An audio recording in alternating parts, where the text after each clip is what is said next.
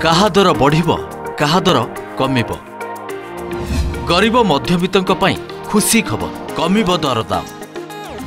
सस्ता हेबो अत्यावश्यकीय सामग्री। खाद्य पदार्थ ठारू आरंभ करी एसी फ्रिज कार हेबो सस्ता।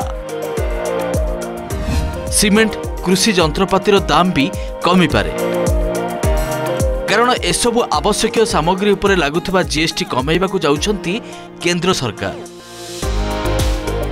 एहार अर्थ जदि जीएसटी कमिबो दाम भी कम हेबो। जेउ सामग्री गुड़िकरू 28% जीएसटी बा टैक्स निया जाउथिला ताकू 18% करा जिवो। सेहीपरि 12% टैक्स को कमाई 5% करा जिवो। वर्तमान देश में 5%, 12%, 18% एवं 28% भली 4टी जीएसटी स्लैब प्रचलित अछि। विभिन्न सामग्री और सेवा को एही 4टी टैक्स स्लैब रे भाग करा जाइछि। एबे एही 4 थाकिया स्लैब को 2 थाकिया करा जिवो। 12% और 28% टैक्स स्लैब आउ रहिबनी। सबु जिनिस और सेवा केवल 5% और 18% स्लैब रे रहिबो। अत्यावश्यक सामग्री गुड़िक 5% स्लैब रे रहिबो। अन्य सामग्री और सेवा उपरे 28% बदल में 18% जीएसटी लागिबो। जेउ कारणरू अनेक जिनिसर दरदाम कमी पारे जार सीधा सड़क लाभ पाइबे साधारण लोके। एक रिपोर्ट अनुसार जदि जीएसटी व्यवस्था बदले ताहले सीमेंट, कॉस्मेटिक्स, साधारण परिवहन रे व्यवहृत जानवाहन, कृषि जंत्रपाति, टायर भली सामग्रीर मूल्य ह्रास हेबो।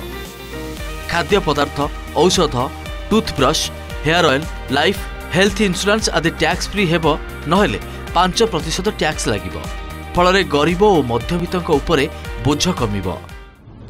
इसको पास किया जाए और गवर्नमेंट ऑफ इंडिया का प्रस्ताव स्पष्ट है कि सभी जो आदरणीय प्रधानमंत्री जी ने लाल किले से कहा है कि इंश्योरेंस के सेक्टर में इंडिविजुअल या उनके परिवार के इंश्योरेंस को, हेल्थ इंश्योरेंस को फ्री एक तरह से जीएसटी से मुक्त किया जाए।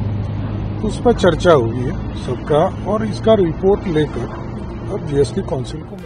वर्तमान टीवी, फ्रिज, एसी भली वस्तु उपरे 28% टैक्स लागुछि।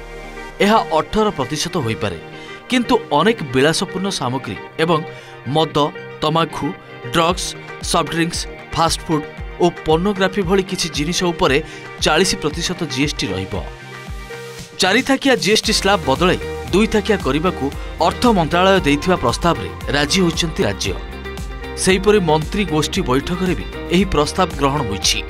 एबे केवल जीएसटी काउंसिल बैठक रे मंजूर हेबा बाकी अछि। Bureau report, OTV.